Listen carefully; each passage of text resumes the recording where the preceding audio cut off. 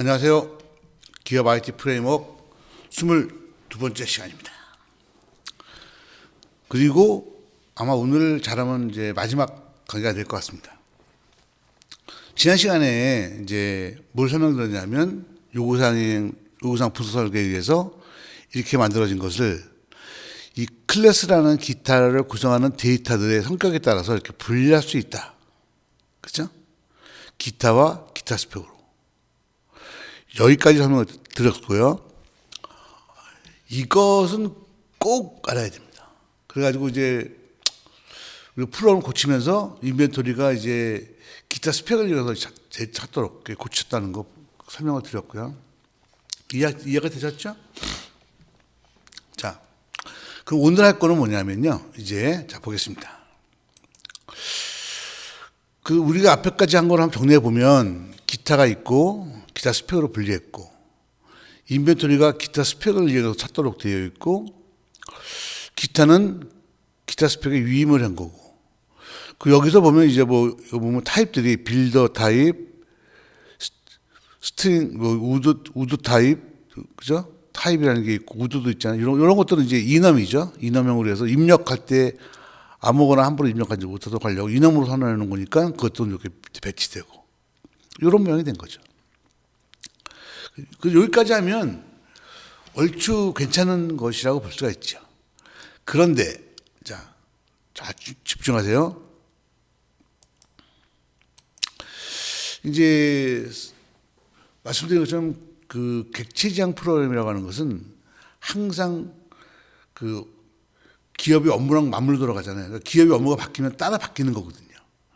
그러기 때문에 객체지향 프로그램답게 프로그램을 짜야 되는 거거든요. 예를 들어 볼게요. 앞에서는 이제 기타만을 핸들했는데 기업이 가다 보니까 만돌린이라는 거를 한번 추가한다고 생각해 볼게요. 그렇죠. 이거는 당연한 거죠. 이런 환경에 대비해서 짜는 객체지향 프로그램이니까. 그래서 그전에는 기타만 다뤘었는데 이제 만돌린이라는 것도 다루는 거예요. 그러니까 만돌린이라는 건 가만히 보면 기타는 이제 라인이 6개 있는 거 12개 있는 것도 있죠. 기타는 줄수가 좀 다르다고 보면 되는데 만돌린은 이제 타입 A 타입, B, F 타입 이런 두 가지가 있어요. 잘 모르셔도 그냥 그렇게 생각하시면 돼요. 그러니까 기타는 종류마다 줄의 수가 다르고요. 만돌린은 그냥 A 타입, F 타입 두 가지가 있다. 이렇게 그냥 외우셔도 돼요. 이렇게 있다고 가져갈게요. 자, 그래서 지금까지 우리가 만든 거는 기타를 다루는 거였어요. 이제 만돌린도 다룰 수 있도록 한번 만들어 볼게요. 그럼 봐보세요. 만돌린은 기타랑 똑같아요. 단지 이제 줄수가 없고 타입이라는 게 있죠. 나머지는 똑같아요. 그래서 여러분이 이제 기업 IT 프레임워크를 하는 사람이니까 그걸 이제 분석을 한 거죠. 분석하고 했으니까 설계를 해야죠. 어떻게 했는지 보여드릴게요. 자, 볼게요. 기타가 있고 복잡해 보이지만 중요한 과정입니다. 기타가 있고 기타 스펙이 있어요. 기타 스펙 밑에 보면 이넘으로 빌더, 타입, 우드가 있어요. 보시는 것처럼 이넘은요 클래스랑 거의 같은 레벨이라고 보시면 돼요. 사용자 정의자령이기 때문에 그래요. 그리고 인벤토리도 기타 스펙을 사용하죠. 그죠? 근데 여기 만돌린이 추가됐으니까 만돌린하고 기타는 대부분 같죠. 뭐가 같죠? 시리얼 넘버나 프라이스는 같죠. 그죠? 두 개가 똑같이 만돌린도 시리얼 넘버 플러스가 있을 거고 기타도 시리얼 넘버 플러스가 있을 거잖아요. 스펙은 다르겠죠. 스펙은 이제 기타 스펙이 있고 만돌린 스펙이 있겠죠. 기타 스펙에는 줄수가 있고요. 만돌린 스펙에는 줄수 말고 타입이 있겠죠. 스타일. 요거는 제가 잘못했는데 카피하다 보니까 스타일이 있겠죠. 그래서 그럼 두 개가 똑같은 시리얼 넘버와 프라이스를 갖고 있으니까 이걸 위로 뽑아서 인스트루먼트라고 설정하고 요거를 상속을 받으면 되죠. 이렇게. 요건 상속 표시예요. 그리고 다른 점은 요거는 기타 스펙, 요거는 만들어낸 스펙이 있는 거죠. 괜찮죠? 좋아요. 요거는 제가 오타라고 말씀드렸어요. 요거는 타입이라고 말씀드렸어요. 스타일이라고 말씀드렸어요. 안 바뀌었어요. 그 다음에 빌더, 타입, 우드는 똑같죠. 그럼 이제 기타를 하나 하려다 보니까 기타를 다루고 있었는데 만돌린을 하려다 보니까 만돌린은 기타랑 다 똑같아. 이제 기타는 줄수 넘버 스트링이라는 줄수라는 게 있고 만돌린은 스타일이라는 두 가지가 그만 달라. 그죠? 그리고 기타와 만돌린은 똑같이 시리얼 넘버와 플러스를 가지고 있어. 그럼 어떻게 하면 되겠죠? 올려서 인스트루먼트 만들고 상속. 그죠? 요거는 기타 스펙, 요거는 만돌린 스펙. 나머지 똑같죠? 요거를 바꾸셔야 돼요. 바꿔야 되고요. 스타일로. 그 다음에 요거 똑같죠. 요렇게 만들면은 되죠.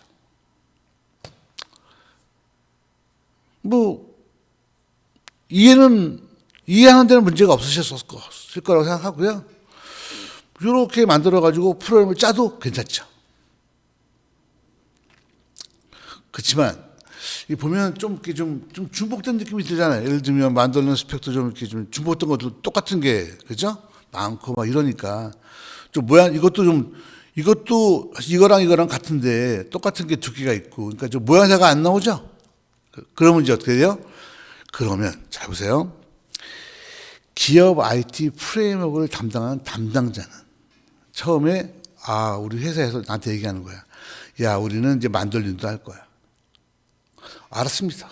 만돌린을 시스템 분석했죠? 그 결과가 뭐죠? 만돌린은 기타랑 같다. 단지 스타일이라는 게 다르다. 줄수는 같다. 줄수라는 특성은 없고 스타일이라는 같다라는 그걸 분석했으면 그 설계에 이렇게 반영을 하는 거죠. 반영해서 딱 보니까 아주 똑같은 게 되게 많네. 그렇죠. 이런 건 어떻게 처리하면 좋을까? 그래서 일단은 이걸로 있잖아요. 여러분이 내가 슬라이드를 보여드리지 않았지만 이걸 갖고서는 이렇게 보면 프로그램을 짜셔도 되는데 그거를 좀 이제 중복된 게 많으니까 그걸 한번 정리를 한번 해볼까요? 자, 볼게요.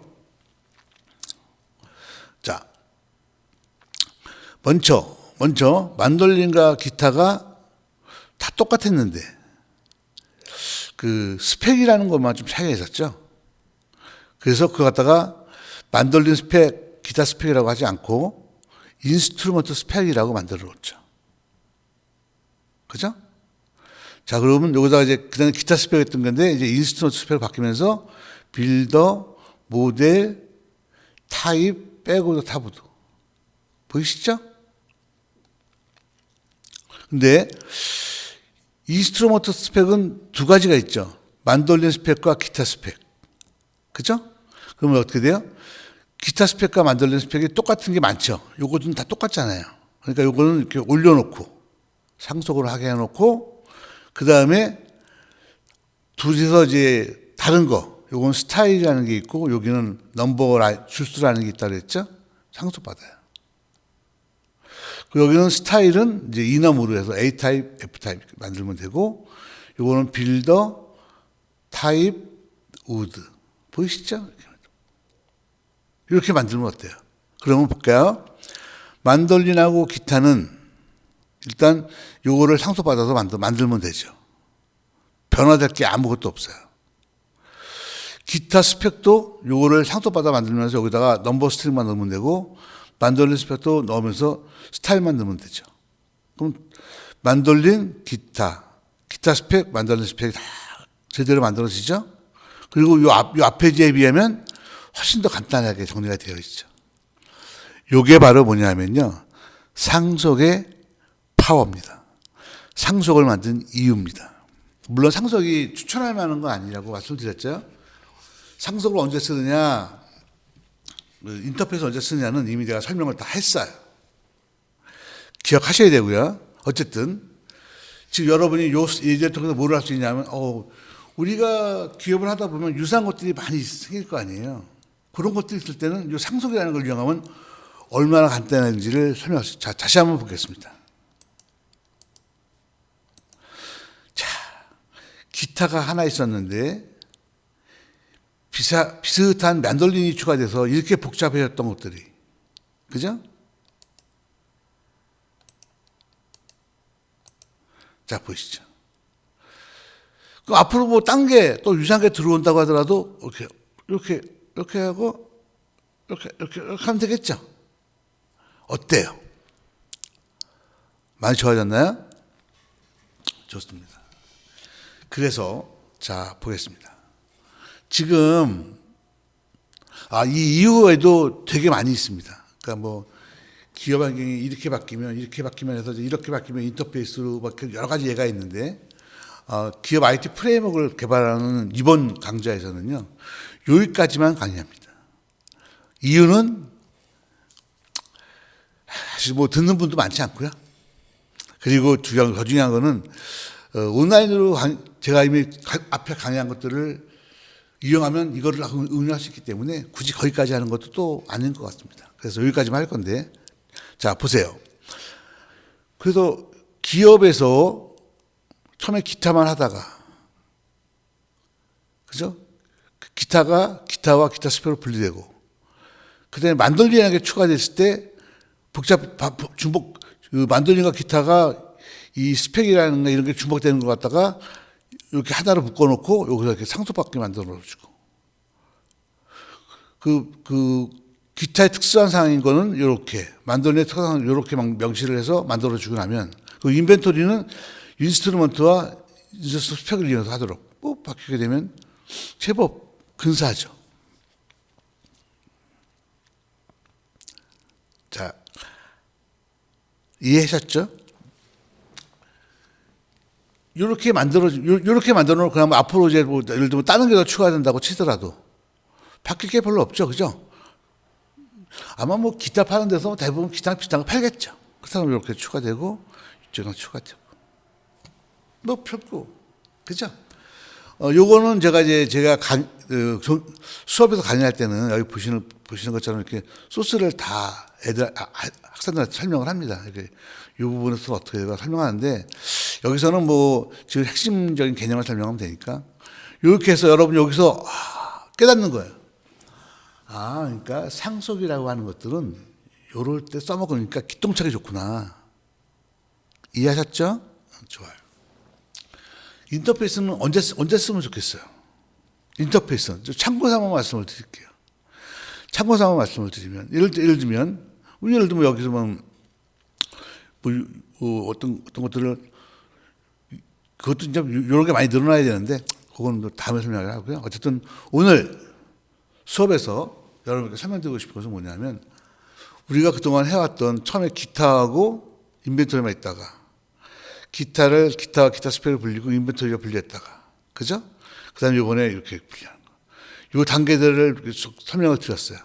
여러분이 깨달으신 바가 있으면 좋겠고요. 그리고 또 한 가지, 마지막으로 강조드리고 싶은 것은, 요건, 옆에 있는 요것도 이넘이에요. 이넘이 뭔지는 아실 거고요. 지금 보시면 알겠지만, 이넘이라는 게 클래스와 같은 레벨이에요. 이거랑 같은 레벨이에요. 무슨 말인지 아시죠? 이놈도 사용자 정의 자료형을 만들기 위한 거고요. 기타도 내 프로그램에서 쓰는 사용자 정의 자료형을 만드는 거죠. 기타형이라는 것. 만돌린도 사용자 정의 자료형이죠. 이해하셨죠? 그 다음에 기타 스펙도 기타 스펙이라는 자료형이죠. 다 자료형입니다. 여러분 지금 보이시죠? 그래서 오늘 기업 IT 개발 프레임워크를 이제 만든다고 하면요, 잘 보세요. 정리를 해드릴게요. 기업 IT 프레임워크는 기업에서 쓰는 프로그램을 제작하기 위해서 준비되어야 하는 겁니다. 왜? IT 프레임워크가 없으면 응용 어플리케이션을 개발하는 사람들이 데이터 타입을 지만대로 정의하고 그렇게 나중에 유지보수 하기가 어렵다는 문제가 있고요. 유지보수를 해야 돼요? 당연히 해야죠. 왜? 기업에서 쓰는 프로그램은 기업의 업무와 함께 계속 변화되는 게 기본 전제상이거든요. 그래서 내가 말씀드렸죠? 비즈니스 어플리케이션하고 시스템 어플리케이션은 다른 거라고. 시스템 어플리케이션, 윈도우 같은 거 여러분들이 윈도우한테 뭐 기능 바꿔달라고 막 요청하고 막 그래요? 안 그러죠? 그래서 인사 관리는 안 그러죠. 그러니까 이건 업무용 프로그램 객체량이 적용되는 것. 윈도우나 데이터베이스 같은 건 시스템 프로그램 개발자가 준비해서 개발하는 것. 이거는 스펙이 바뀌지 않는 것이죠. 이 사람들이 기능을 제공하지 않으면 사용자는 못 쓰고 마는 거지. 뭐 그런 건 아니죠. 이해가 되셨죠? 다른 거고요. 그래서 업무용 프로그램에는 객체지향 프로그램이 적용되는 거고요. 객체지향 프로그램이 적용되려고 하면 뭐가 있어야 돼요? 개발 프레임워크가 만들어져 있어야 돼요. 이렇게. 그래야 이걸 기반으로 업무용 프로그램을 짜는 사람들이 이걸 갖다 쓰므로써 프로그램이 일관되게 만들어질 수 있다는 것을 내가 여러분께 설명드리는 겁니다. 지난 21번 동안 참 여러 가지 얘기를 했는데요. 여러분들이 오늘 이 시간에서 제가 설명한 것들을 정확히 이해하셨으면 좋겠어요. 그래가지고 여러분들이 우리나라에서 지금 개발되는 프로그램의 99%는 다 업무용 프로그램입니다. 시스템 프로그램은 거의 개발되지 않잖아요. 업무용 프로그램이고요. 이 업무용 프로그램은 반드시 어떻게 돼야 돼요? 이것처럼 개발돼야 되고 게임도 마찬가지입니다. 게임도 이런 개발 프레임워크가 있어야 됩니다. 이해하셨죠?